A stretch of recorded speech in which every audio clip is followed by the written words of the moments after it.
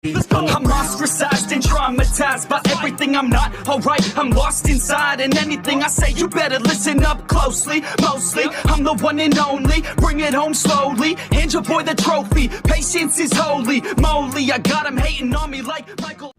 Yo, konnichiwa. Di video kali ini Mimin mau ngebahas prolog volume 23 Tensei Shitara Slime Dataken. Seperti yang udah Mimin infokan di tab komunitas kemarin, kalau nggak lama lagi volume 23 bakalan rilis. Dan saat ini Mimin udah dapetin prolognya. Cuman kalau isi dari volume 23 secara fullnya masih belum dapat. Dan ini juga Mimin dikasih sama salah satu viewers Mimin yang namanya Bang Hendra Edits. Mimin ucapin makasih banyak buat Bang Hendra karena dirinya kita bisa langsung ngebahas ini. Nanti buat teman-teman semua kalau udah dapat volume 23-nya lebih dulu, jangan lupa langsung kasih Mimin ya, biar Mimin bisa langsung ngebahas. Oke, di volume 23 nanti bakalan ada beberapa bagian. Yang prolog bakalan kita bahas ini. Kebetulan juga versi yang Mimin dapetin ini adalah versi translate. Yang prolog itu kehadiran yang mengancam. Untuk chapter 1 adalah air mata yang mengalir. Chapter 2 adalah harapan dan kekecewaan. Kemudian chapter 3 adalah kekacauan dewa jahat. Keempat adalah naga kehancuran. Kelima adalah mitos penciptaan. Dan epilognya saat aku reinkarnasi. Kalau kita bahas-bahas epilognya ini mungkin ada kemiripan ya sama WN. Apa mungkin ini beneran bakal jadi volume terakhirnya? Karena jika kita lihat dari ending web novelnya, Rimuru juga sempat kembali ke kehidupannya dan menolong Mikami Satoru ketika dirinya akan terbunuh. Jadi kita lihat aja apakah ini memang beneran bakalan jadi volume terakhirnya atau enggak. Oh iya, di volume ini bakal ada beberapa bagian dan di sini kita juga udah diperlihatin sih beberapa scan yang ada di prolognya. Di sini ada sosok Veldue. Entah siapa yang sebenarnya ada di sampingnya Mimin juga masih belum tahu. Mungkin. Dan juga ada foto Rimuru yang keren banget. Kalau kita lihat-lihat Rimuru kayak megang sesuatu dan di ujung pedangnya ini ada 3 core. Entah apa itu sebenarnya masih belum diketahui juga. Dan gak usah lama-lama, kita langsung aja mulai alur cerita prolognya. Beberapa saat setelah kejadian sebelumnya, tepatnya setelah pertarungan Veldue melawan Diablo, kita kemudian diperlihatkan Veldue yang ternyata melarikan diri ke Heavenly Star Valence. Semua itu dilakukannya semata-mata untuk menyelamatkan dirinya. Namun saat itu Veldue masih merasa kesal tentang kejadian sebelumnya, di mana tubuhnya bahkan sampai hancur karena ulah Diablo. Bahkan rasa sakit itu masih terus menghantui ingatan dari Veldue. Namun bagi Veldue, dengan adanya dirinya di Heavenly Star Valence, tentu saja dia berada di tempat yang sangat aman. Dan dengan begitu, hanya tinggal menunggu waktu saja sampai luka-lukanya pulih lagi. Oh iya, diketahui gak sembarang orang saja yang bisa berteleportasi langsung menuju ke Heavenly Star Valence. Sekalipun itu adalah Infrared sendiri. Infrared yang berada di dunia bawah juga sangat mustahil untuk bisa menembus gerbang surgawi. Jadi diperlukan beberapa hal agar Infrared bisa bangkit ke dunia ini, seperti yang terjadi di chapter sebelumnya. Di momen ini, Veldue juga sempat merasa sangat marah tentang apa yang dilakukan oleh Diablo sebelumnya. Kekuatan dari Diablo ternyata jauh melampaui perkiraannya. Bahkan Veldue nggak nyangka bahwa Diablo bisa melepaskan kekuatan sebesar itu.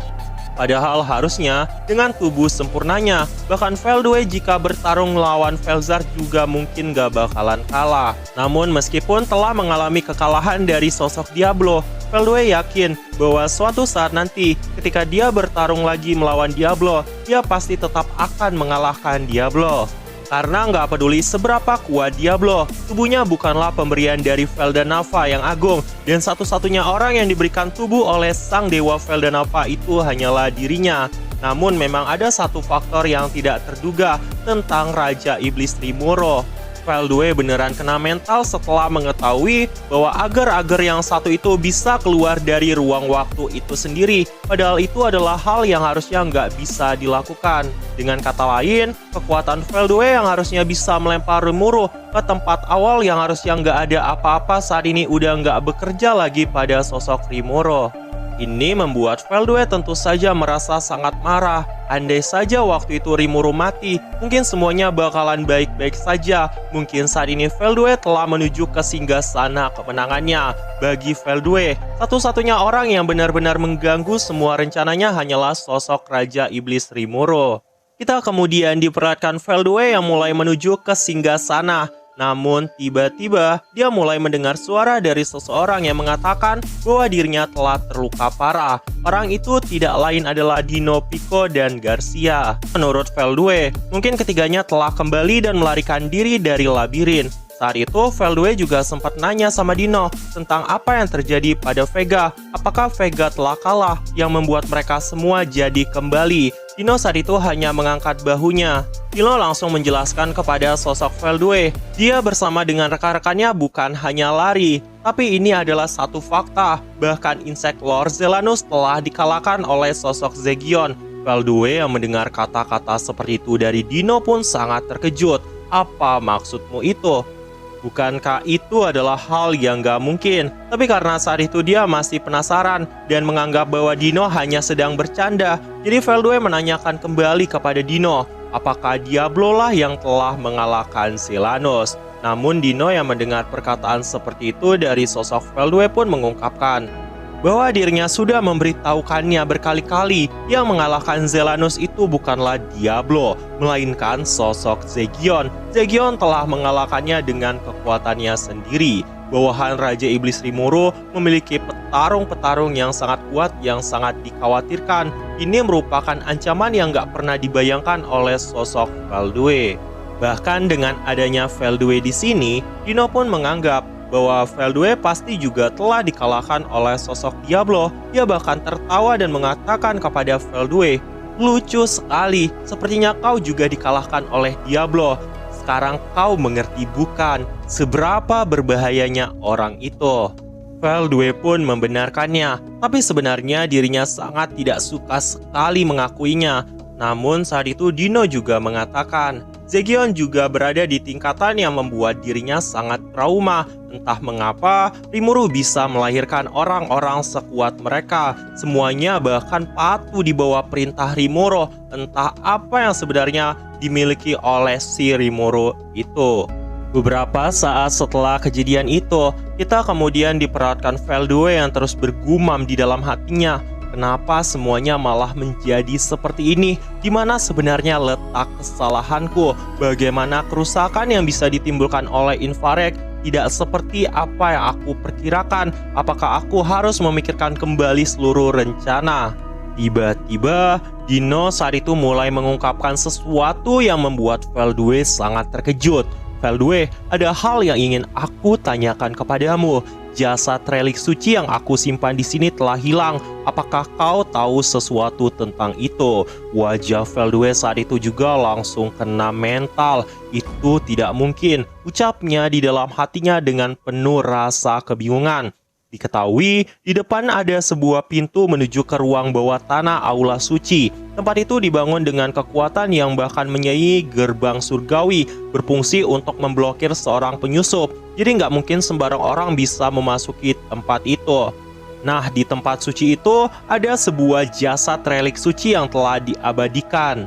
Coba kalian tebak itu merupakan tempat apa? Yaps, ini merupakan bagian dari sisa-sisa Star King Dragon Veldanava dan istrinya tercinta yang tidak lain adalah Lucia. Kayaknya ini udah mulai nge-spoiler tentang gambar yang kita lihat di awal. Dan saat itu juga, Dino menjelaskan kepada Veldue bahwa dia telah menemukan tempat peti suci itu telah tiada. Padahal harusnya tempat itu merupakan masalah rahasia tertinggi yang hanya beberapa orang yang mengetahuinya. Bahkan seandainya kita membandingkan dengan peti yang digunakan Ruminas waktu menyegel Kronoa, ini berada di tingkatan yang sangat berbeda karena kelasnya udah di kelas True Dragon. Veldue sangat marah setelah mengetahui semuanya telah menghilang. Dia yang dipenuhi dengan emosi saat itu mengatakan, apakah semua ini adalah ulah dari infrared? Dino saat itu hanya diam saja seolah membenarkan apa yang dikatakan oleh Veldue. Mereka semua mengungkapkan bahwa ini adalah kesalahan perhitungan Veldue. Jika seandainya Veldue tidak meremahkan pertahanan dari Heavenly Star Valance, maka jasad suci mereka tidak akan bisa dicuri. Sebenarnya pada awalnya Veldue menganggap bahwa rencananya adalah rencana yang bagus, tapi setelah menghilangnya jasad suci itu, Veldue menganggap bahwa itu adalah hal yang tidak bisa diabaikan. Jika tubuh yang dimaksudkan untuk menampung Dewa Veldanava setelah kebangkitannya menghilang, mungkin semuanya memang masih bakalan baik-baik saja. Namun, jika jasad suci dari sosok Lucia, istri tercinta dari sang Dewa Veldanava yang menghilang, maka tidak akan pernah bisa diciptakan kembali. Ketika Dewa Veldanava kembali, dia pasti bakalan murka, dan Veldue yang membayangkan hal itu langsung bergetar. Dia merasa ketakutan. Apa yang harus aku lakukan nanti jika dewaku kembali? Bagaimana aku harus mengatakan kepada dirinya? Energi kekuatan saat itu langsung memenuhi Heavenly Star Valance. Kita diperlihatkan Veldue yang melepaskan aura dominasi sambil mengatakan, si binatang infrared itu berani bertindak sendirian. Aku akan menghabisinya. Namun di tengah pemikiran itu, Dino sempat menanyakan sesuatu. Aku hanya ingin memastikannya aja. Tempat ini masih menyatu dengan tubuh sejatimu, bukan? Hanya kau dan Velzard lah yang bisa memasuki tempat ini. Bahkan kami sekalipun tidak bisa masuk dengan bebas. Jadi aku bertanya, apakah kau yakin memang infrared lah pelakunya? Veldue yang mendengar perkataan seperti itu sangat terkejut karena apa yang dikatakan oleh Dino ini memang ada benarnya. Bahkan infrared nggak memiliki akses untuk bisa memasuki tempat ini. Jika seandainya dia menerobosnya, bahkan kemungkinan bisa diterobos juga sangatlah kecil. Namun jika seandainya Velzard lah yang melakukannya, untuk apa Velzard melakukan semua itu? Di tengah-tengah kepanikan itu, Dino juga sempat mengungkapkan satu fakta lagi. Sebenarnya ada pilihan ketiga. Bagaimana dengan kemungkinan ini? Veldanava sama mungkin telah dibangkitkan. Karena kebangkitannya, makanya pintu bisa terbuka dengan sendirinya.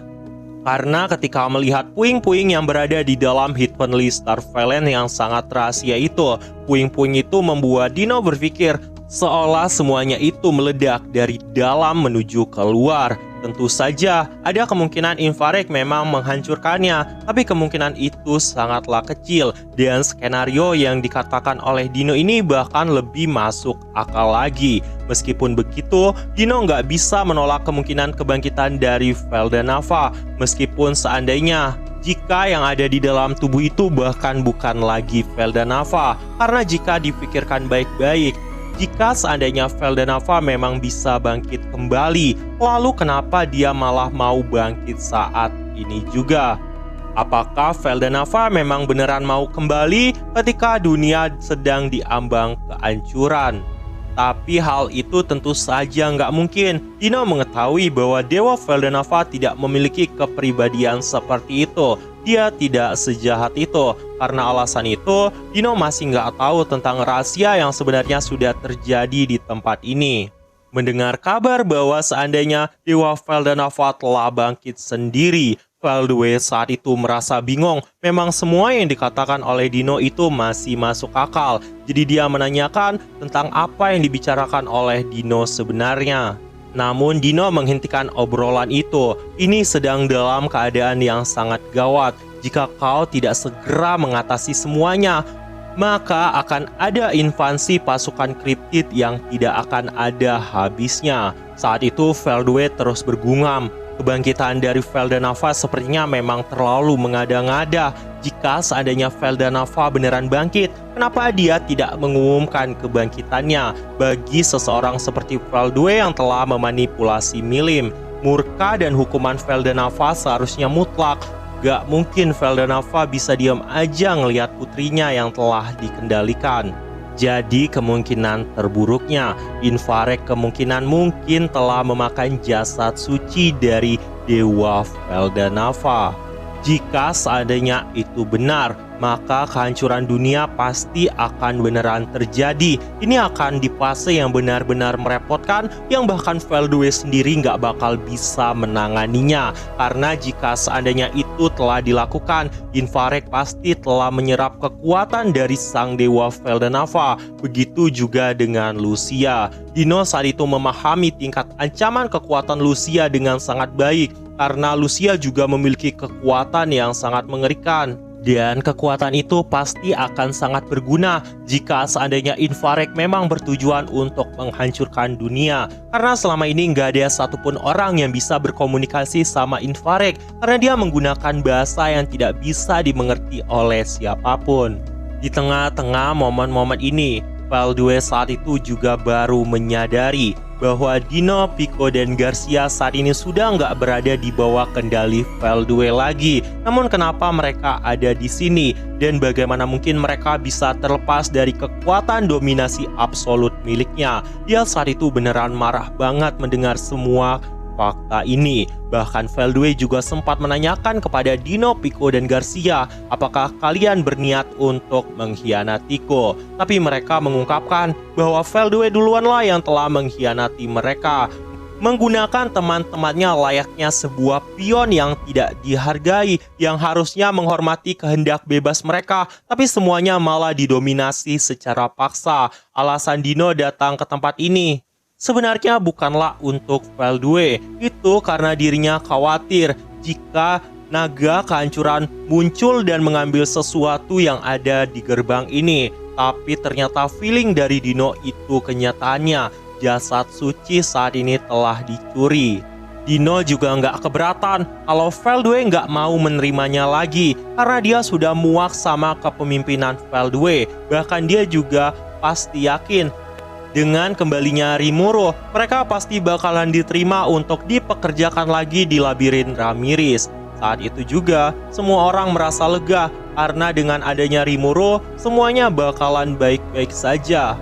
Dan sebelum meninggalkan Veldue, Dino, Pico, dan Garcia sempat mengatakan, mulai sekarang, lakukan saja apapun yang mau kau lakukan Veldue, dan lupakan pertemanan kita. Veldue saat itu merasa muak. Veldue marah dan mengatakan kepada Dino, apapun yang aku suka, kau tidak memiliki rasa tanggung jawab yang diberikan oleh Dewa Veldenava kepada kita. Kau bahkan memuji slime rendahan di mana harga dirimu sebagai primordial angel, ucapnya sambil dipenuhi oleh emosi yang sangat tinggi. Namun Dino mengatakan, ayolah, usia tidak berarti apapun. Jika kau menyia-nyiakan tahun-tahun itu, kau hanya akan hidup dalam penyesalan. Kemauanmu lah yang membuat jiwamu bersinar, tapi kau malah menyia-nyiakan itu, Veldue, yang membuat dirimu menjadi seperti ini. Buka matamu dan ingatlah tujuan awalmu. Berhentilah berpura-pura untuk menghancurkan dunia. Sebenarnya kami tidak pernah membencimu, Veldue, ucap mereka sambil pergi meninggalkan Veldue. Veldue saat itu hanya berdiri seorang diri di istana. Dia saat itu mengungkapkan, semuanya udah terlambat. Aku nggak mungkin membatalkan rencana itu sekarang. Veldue merasa sangat bingung karena saat ini semua orang telah meninggalkan dirinya. Bahkan Veldue nggak tahu apalagi yang harus dirinya lakukan karena rencananya ini apakah sebuah kesalahan bagi Veldue. Veldue telah kehilangan teman-temannya, dia telah kehilangan rekan-rekannya. Tuannya Dewa Veldenava juga tidak ada di sini. Apa yang harus dirinya lakukan? Segala rencananya telah gagal. Segalanya kini bergantung pada Infarek. Itu membuat Veldue merasa sangat resah. Namun Veldue saat itu tertawa karena dirinya telah menjadi semakin gila. Dia telah mencoba menghancurkan dunia yang dipercayai Veldenava, yang pasti akan bangkit untuk menghentikan kehancuran dunia. Namun sampai sekarang Veldenava masih belum bangkit. Dia pun memahami bahwa semua itu ternyata memang tidak ada artinya bagi Veldenava. Bahkan jika seandainya dunia hancur sekalipun, Veldenava sebagai dewa absolut pasti bisa menciptakan kembali dunia dari kehampaan itu sendiri, yang membuat Veldue mulai berpikir hasil terburuknya mungkin Veldanava memang tidak akan pernah kembali. Itu adalah masa depan yang paling hampa tanpa harapan. Namun bagaimana jika seandainya situasi ini seperti apa yang diinginkan oleh Dewa Veldanava? Dia saat itu terus menanyakan tentang apa keinginan sejati dari Veldanava sama. Episode kali ini pun ditutup sampai di sini. Sayangnya prolognya juga bakal ditutup sampai di sini. Untuk lanjutannya bakal kita lanjutin lagi kalau volume 23-nya udah beneran rilis. Jadi buat teman-teman yang kira-kira dapat volume 23-nya terlebih dahulu, tolong kasih sama Mimin ya, biar Mimin cepat langsung ngebahasnya. Nah jadi itu aja, dan tunggu video-video gue selanjutnya, dan see you!